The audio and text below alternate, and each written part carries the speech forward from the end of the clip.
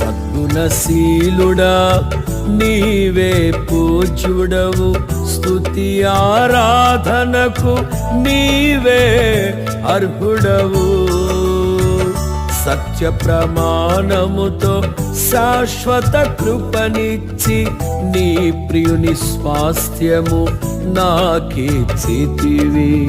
స్తుతి ఆరాధనకు నీవే అర్హుడవు.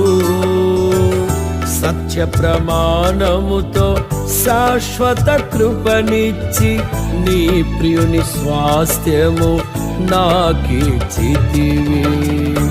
యేసయ్యా నీ సంకల్పమే ఇది, నాపై నీకున్న అనురాగమే. యేసయ్యా నీ సంకల్పమే